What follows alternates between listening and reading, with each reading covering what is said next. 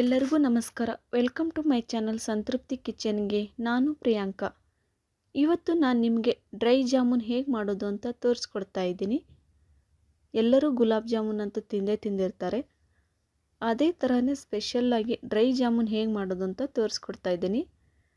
ಮೊದಲಿಗೆ ಡ್ರೈ ಜಾಮೂನ್ ಮಾಡಲಿಕ್ಕೆ ಏನೇನು ಸಾಮಗ್ರಿಗಳು ಬೇಕು ಅಂತ ನೋಡ್ಕೊಂಬರೋಣ. ಮೊದಲಿಗೆ ಅರ್ಧ ಕಪ್ನಷ್ಟು ಕಾಯಿಸಿರೋ ಹಾಲನ್ನು ತೊಗೊಂಡಿದ್ದೀನಿ. ನಂತರ ಒಂದು ಪ್ಯಾಕೆಟ್ ಜಾಮೂನ್ ಹಿಟ್ಟನ್ನು ತೊಗೊಂಡಿದ್ದೀನಿ. ನಂತರ ಸ್ವಲ್ಪ ಒಣ ಕೊಬ್ಬರಿ ಮತ್ತು ಸಕ್ಕರೆಯನ್ನು ಸೇರಿಸಿ ಮಿಕ್ಸಿಗೆ ಹಾಕ್ಕೊಂಡು ಇಟ್ಕೊಂಡಿದ್ದೀನಿ. ನೋಡಿ, ಈ ಥರ ಇದ್ದರೆ ಸಾಕು. ನಂತರ ಒಂದು ಕಪ್ನಷ್ಟು ಸಕ್ಕರೆನ ತೊಗೊಂಡಿದ್ದೀನಿ ಪಾಕ ಮಾಡಲಿಕ್ಕೆ. ಕೊನೆಯಲ್ಲಿ 2 ಏಲಕ್ಕಿನ ಜಜ್ಜಿ ಇಟ್ಕೊಂಡಿದ್ದೀನಿ. ಅರ್ಧ ನಿಂಬೆಹಣ್ಣನ್ನು ತೊಗೊಂಡಿದ್ದೀನಿ. ಇಷ್ಟು ಸಾಮಗ್ರಿಗಳಿದ್ದರೆ ಡ್ರೈ ಜಾಮೂನ್ ಮಾಡ್ಬೋದು. ಇವಾಗ ಡ್ರೈ ಜಾಮೂನ್ ಹೇಗೆ ಮಾಡೋದು ಅಂತ ನೋಡ್ಕೊಂಬರೋಣ. ಮೊದಲಿಗೆ ಒಂದು ಬಟ್ಲಲ್ಲಿ ಜಾಮೂನ್ ಹಿಟ್ಟು ಇಟ್ಕೊಂಡಿದ್ದೀವಲ್ಲ, ಅದನ್ನು ಒಂದು ಬೌಲಿಗೆ ಹಾಕ್ಕೊಳ್ಳಿ. ಹಾಕ್ಕೊಂಡ ನಂತರ ಹಾಲನ್ನು ಇಟ್ಕೊಂಡಿದ್ವಲ್ಲ, ಅದನ್ನು ಸ್ವಲ್ಪನೇ ಹಾಕ್ಕೊಂಡು ಕಲಿಸ್ಕೊಳ್ತಾ ಬನ್ನಿ. ಇಷ್ಟು ಒಂದೇ ಸರಿನೇ ಹಾಕಬೇಡಿ, ನೀರಾಗಿಬಿಡುತ್ತೆ ಹಿಟ್ಟು. ಉಂಡೆಗಳನ್ನು ಮಾಡಲಿಕ್ಕೆ ಸರಿಯಾಗೋದಿಲ್ಲ. ನೋಡಿ, ಈ ಥರ ಸ್ವಲ್ಪನೇ ಹಾಲನ್ನು ಹಾಕ್ಕೊಂಡು ಕಲಿಸ್ಕೊಳ್ತಾ ಬನ್ನಿ. ನಿಮಗೆ ಹಾಲು ಕಡಿಮೆ ಆಯಿತು ಅಂದರೆ ಸ್ವಲ್ಪ ನೀರನ್ನು ಹಾಕ್ಕೊಂಡು ಕಲಿಸ್ಕೋಬಹುದು. ಇವಾಗ ನಾನು ತಗೊಂಡ ಹಿಟ್ಟಿಗೆ ಹಾಲು ಕರೆಕ್ಟಾಗಿದೆ. ನೀರನ್ನು ಹಾಕ್ತಾ ಇಲ್ಲ ನಾನು. ಇವಾಗ ಹಿಟ್ಟನ್ನು ಎಲ್ಲ ಕಲಸಾಯಿತು. ಹಿಟ್ಟು ರೆಡಿಯಾಗಿದೆ. ನೋಡಿ, ಈ ಥರ ಈ ಕನ್ಸಿಸ್ಟೆಂಟಿಲಿದ್ದರೆ ಸಾಕು. ಇದನ್ನು ಒಂದು ಮುಚ್ಚಳವನ್ನು ಮುಚ್ಚಿ 10 ನಿಮಿಷ ನೆನೆಯಲು ಬಿಡೋಣ. ಹಿಟ್ಟು ನೆನೆಯೋಷ್ಟರಲ್ಲಿ ಸಕ್ಕರೆ ಪಾಕನ ರೆಡಿ ಮಾಡ್ಕೊಳ್ಳೋಣ ನಾವು. ಮೊದಲಿಗೆ ಗ್ಯಾಸ್ ಆನ್ ಮಾಡಿ ಒಂದು ಪಾತ್ರೆಯನ್ನು ಇಟ್ಟು ಸಕ್ಕರೆ ತೊಗೊಂಡಿದ್ವಲ್ಲ, ಒಂದು ಬಟ್ಲು ಸಕ್ಕರೆನ ಹಾಕ್ತಾಯಿದ್ದೀನಿ. 1 ಬಟ್ಲು ಸಕ್ಕರೆಗೆ 2 ಬಟ್ಲಷ್ಟು ನೀರನ್ನು ಸೇರಿಸ್ಕೋಬೇಕು.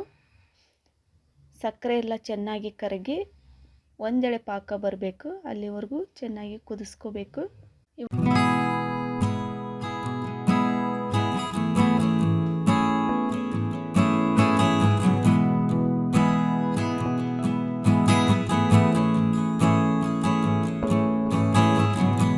ಸಕ್ಕರೆ ಚೆನ್ನಾಗಿ ಕುದ್ದಿದೆ. ನೋಡಿ, ಇವಾಗ ಒಂದೆಳೆ ಪಾಕ ಬಂದಿದೆ. ಇಷ್ಟು ಬಂದರೆ ಸಾಕು. ಕೊನೆಯಲ್ಲಿ ಏಲಕ್ಕಿನ ಜಜ್ಜಿಟ್ಕೊಂಡಿದ್ವಲ್ಲ, ಅದನ್ನು ಸೇರಿಸ್ತಾ ಇದ್ದೀನಿ. ನಿಮಗೆ ಕೇಸರಿ ಬೇಕು ಅಂದರೆ ಕೇಸರಿನೂ ಸಹ ಸೇರಿಸ್ಕೋಬೋದು. ಇವಾಗ ಸಕ್ಕರೆ ಪಾಕ ರೆಡಿಯಾಗಿದೆ. ಇವಾಗ ಗ್ಯಾಸ್ ಆಫ್ ಮಾಡಿ ಕೊನೆಯಲ್ಲಿ 2ರಿಂದ 3 ಹನಿ ನಿಂಬೆಹಣ್ಣಿನ ರಸವನ್ನು ಹಾಕಿದರೆ ಸಕ್ಕರೆ ಪಾಕ ರೆಡಿಯಾಗಿದೆ ಅಂತ. ನಿಂಬೆ ರಸ ಹಾಕೋದ್ರಿಂದ ಸಕ್ಕರೆ ಪಾಕ ಗಟ್ಟಿಯಾಗಲ್ಲ, ತೆಳುವಾಗೇ ಇರುತ್ತೆ. ಹಾಗಾಗಿ ನಿಂಬೆ ರಸನ ಸೇರಿಸ್ಕೊಳ್ತಾ ಇದ್ದೀನಿ. ಇವಾಗ ಸಕ್ಕರೆ ಪಾಕ ರೆಡಿ ಆಯಿತು. ಆವಾಗಲೇ ನಾವು ಹಿಟ್ಟನ್ನು ಕಲಸಿಟ್ಟಿದ್ವಲ್ಲ, ಅದನ್ನು ಈಗ ಸಣ್ಣ ಉಂಡೆಗಳನ್ನಾಗಿ ಮಾಡ್ಕೋಬೇಕು. ನೋಡಿ, ಇವಾಗ ಹಿಟ್ಟು ಚೆನ್ನಾಗಿ ನೆಂದಿದೆ. ನೋಡಿ, ಇಷ್ಟು ಹಿಟ್ಟನ್ನು ತಗೊಂಡು ಸಣ್ಣ ಉಂಡೆಗಳನ್ನು ಮಾಡ್ಕೋಬೇಡಿ. ತುಂಬ ಸಣ್ಣದಾಗಿ ಮಾಡ್ಕೋಬೇಡಿ, ಮೀಡಿಯಮ್ ಸೈಜಲ್ಲಿದ್ದರೆ ಸಾಕು.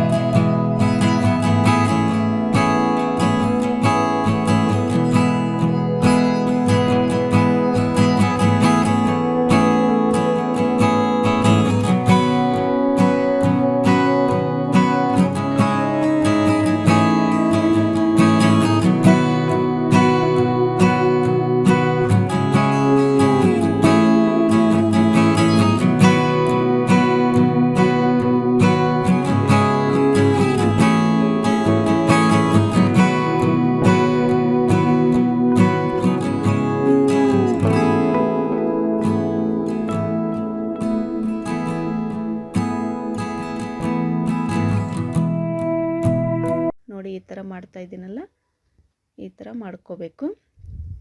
ತುಂಬ ಪ್ರೆಸ್ ಮಾಡಿ ಉಂಡೆಗಳನ್ನು ಕಟ್ಟಬೇಡಿ, ಉಂಡೆಗಳು ಒಡ್ಕೊಳ್ತವೆ ಎಣ್ಣೆಯಲ್ಲಿ ಬಿಟ್ಟಾಗ. ಹಾಗಾಗಿ ಪ್ರೆಸ್ ಮಾಡ್ದೇ ಮೃದುವಾಗಿ ಉಂಡೆಗಳನ್ನು ಕಟ್ಕೋಬೇಕು. ನೋಡಿ ಇವಾಗ ಕಟ್ತಾ ಇದ್ದೀನಿ ನೋಡಿ, ಮತ್ತೊಂದು ಉಂಡೆನ ಸಹ ಕಟ್ಟಿ ತೋರಿಸ್ತಾ ಇದ್ದೀನಿ. ಈ ಥರ ಉಂಡೆಗಳನ್ನು ಮಾಡ್ಕೋಬೇಕು.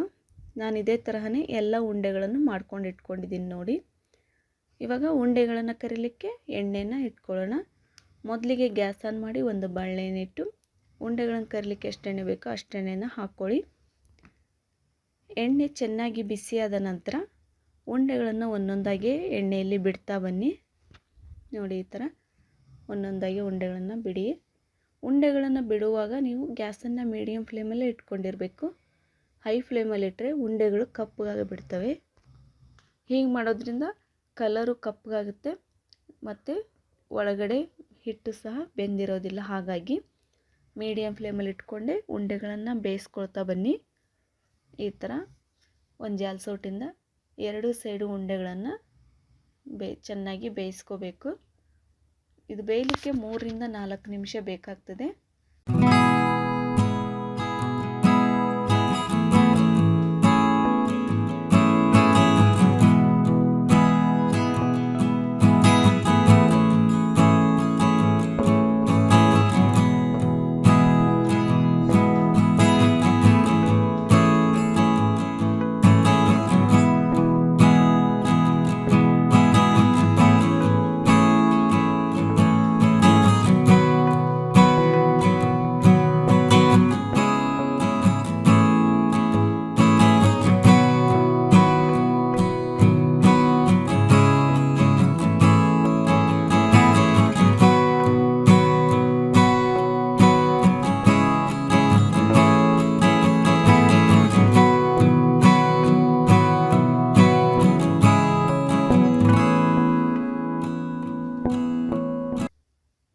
ನೋಡಿ ಈ ಥರ ಚೆನ್ನಾಗಿ ಬೇಯಿಸ್ಕೊಂಡು ಇವಾಗ ಉಂಡೆಗಳು ರೆಡಿಯಾಗಿದ್ದಾವೆ. ಒಂದು ತಟ್ಟೆಗೆ ತೆಗೆದು ಹಾಕ್ಕೊಳ್ತಾ ಇದ್ದೀನಿ. ನೋಡಿ ಉಂಡೆಗಳು ಒಡೆದಿಲ್ಲ, ಎಷ್ಟು ಚೆನ್ನಾಗಿ ಬಂದಿದ್ದಾವೆ ಅಂತ. ಈ ಉಂಡೆಗಳನ್ನು ನಾವು ಬಿಸಿಯಾಗಿರುವಾಗಲೇ ಸಕ್ಕರೆ ಪಾಕಕ್ಕೆ ಹಾಕೋಕ್ಕೆ ಹೋಗಬೇಡಿ. ಉಂಡೆಗಳು ಒಡ್ಕೊಳ್ಳೋ ಸಾಧ್ಯತೆ ಇರುತ್ತೆ. ಹಾಗಾಗಿ ನೋಡಿ ಇವಾಗ 1-2 ನಿಮಿಷ ಬಿಟ್ಟರೆ ತಣ್ಣಗಾಗ್ತವೆ. ಆಮೇಲೆ ಸಕ್ಕರೆ ಪಾಕಕ್ಕೆ ಹಾಕ್ಕೋಬೇಕು. ಇವಾಗ 2 ನಿಮಿಷ ಆಗಿದೆ, ಉಂಡೆಗಳು ಸಹ ತಣ್ಣಗಾಗಿದ್ದಾವೆ. ಸಕ್ಕರೆ ಪಾಕ ಸ್ವಲ್ಪ ಬಿಸಿನೇ ಇರಬೇಕು. ಉಂಡೆಗಳನ್ನು ಹಾಕಿದಾಗ ಸಕ್ಕರೆ ಪಾಕ ಸ್ವಲ್ಪ ಬಿಸಿಯಾಗಿದೆ. ಇವಾಗ ಉಂಡೆಗಳನ್ನು ಒಂದೊಂದಾಗಿ ಹಾಕ್ತಾ ಇದ್ದೀನಿ. ನೋಡಿ ಈ ಥರ ಎಲ್ಲ ಉಂಡೆಗಳನ್ನು ಪಾತ್ರೆಗೆ ಹಾಕಿ ಒಂದು ಮುಚ್ಚಳವನ್ನು ಮುಚ್ಚಿ ಒಂದು ಅರ್ಧ ಗಂಟೆ ಉಂಡೆಗಳು ಸಕ್ಕರೆ ಪಾಕವನ್ನು ಚೆನ್ನಾಗಿ ಹೀರ್ಕೊಳ್ಬೇಕು. ಅಲ್ಲಿವರೆಗೂ ಪಾತ್ರೆಯಲ್ಲೇ ಉಂಡೆಗಳನ್ನು ಬಿಡಬೇಕು. ನೋಡಿ ಇವಾಗ ಅರ್ಧ ಗಂಟೆ ಆಗಿದೆ. ಉಂಡೆಗಳು ನೋಡಿ ಆವಾಗಲೇ ಮಾಡಿದಾಗ ಎಷ್ಟು ಸಣ್ಣವಿದ್ದವು, ಇವಾಗ ಸಕ್ಕರೆ ಪಾಕಕ್ಕೆ ಹಾಕಿದ್ಮೇಲೆ ಎಷ್ಟು ದೊಡ್ಡದಾಗಿದ್ದಾವೆ ಅಂತ. ಈ ಸೈಜಲ್ಲಿ ಜಾಮೂನ್ ಉಂಡೆಗಳು ಇರಬೇಕು. ಇವಾಗ ಇದನ್ನು ನಾವು ಡ್ರೈ ಜಾಮೂನ್ ಮಾಡೋದು ಹೇಗೆ ಅಂತ ನೋಡ್ಕೊಳ್ಳೋಣ. ಆವಾಗಲೇ ನಾವು ಒಣ ಕೊಬ್ಬರಿ ಮತ್ತು ಸಕ್ಕರೆಯನ್ನು ಮಿಕ್ಸಿಗೆ ಹಾಕ್ಕೊಂಡು ಇಟ್ಕೊಂಡಿದ್ವಲ್ಲ, ಅದನ್ನು ಒಂದು ಪ್ಲೇಟ್ ಒಳಗೆ ಚೆನ್ನಾಗಿ ಹರಡ್ಕೊಳ್ಳಿ. ಹರಡ್ಕೊಂಡ ನಂತರ ಜಾಮೂನನ್ನು ಒಂದೊಂದಾಗಿ ತೆಗೆದು ಕೊಬ್ಬರಿ ಮಿಶ್ರಣದಲ್ಲಿ 2 ಸೈಡು ಚೆನ್ನಾಗಿ ಉರುಳಾಡಿಸ್ಬೇಕು. ಎಲ್ಲ ಕಡೆಗೂ ಕೊಬ್ಬರಿ ಮಿಶ್ರಣ ಉಂಡೆಗಳಿಗೆ ಹಿಡ್ಕೋಬೇಕು. ಆ ಥರ ಎಲ್ಲ ಕಡೆಗೆ ಹಚ್ಚಬೇಕು. ನೋಡಿ ಇವಾಗ ನಾನು ತೋರಿಸ್ತಾ ಇದ್ದೀನಲ್ಲ, ಈ ಥರ ಎಲ್ಲ ಕಡೆಗೂ ಅಂಟಬೇಕು. ನೋಡಿ ಇವಾಗ ನಾನು ಮತ್ತೊಂದು ಉಂಡೆಗಳನ್ನು ಸಹ ಹಾಕಿ ತೋರಿಸ್ತಾ ಇದ್ದೀನಿ. ಈ ಥರ ಎಲ್ಲ ಕಡೆಗೂ ಕೊಬ್ಬರಿ ಮತ್ತು ಸಕ್ಕರೆ ಮಿಶ್ರಣ ಚೆನ್ನಾಗಿ ಅಂಟ್ಕೊಂಡ್ರೆ ಡ್ರೈ ಜಾಮೂನ್ ರೆಡಿಯಾಗಿದ್ದಾವೆ ಅಂತ. ಡ್ರೈ ಜಾಮೂನ್ನ ನಾವು 2 ವಾರಗಳವರೆಗೂ ಫ್ರಿಜ್ಜಲ್ಲಿ ಇಟ್ಕೊಂಡು ಆರಾಮಾಗಿ ತಿನ್ಬೋದು, ಏನೂ ಹಾಳಾಗಲ್ಲ. ನೋಡಿ ಇವಾಗ ಎಷ್ಟು ಚೆನ್ನಾಗಿ ಬಂದಿದ್ದಾವೆ ಅಂತ ಡ್ರೈ ಜಾಮೂನು. ಈ ರೆಸಿಪಿನ ನೀವು ಮನೆಯಲ್ಲಿ ಟ್ರೈ ಮಾಡಿ ಹೇಗಿತ್ತು ಅಂತ ಕಮೆಂಟ್ ಬಾಕ್ಸಲ್ಲಿ ತಿಳಿಸಿ. ಈ ವಿಡಿಯೋ ಇಷ್ಟ ಆದರೆ ಲೈಕ್ ಮಾಡಿ, ಶೇರ್ ಮಾಡಿ, ಸಬ್ಸ್ಕ್ರೈಬ್ ಮಾಡಿ. ವಿಡಿಯೋ ನೋಡಿದ್ದಕ್ಕಾಗಿ ಧನ್ಯವಾದಗಳು. Bye friends.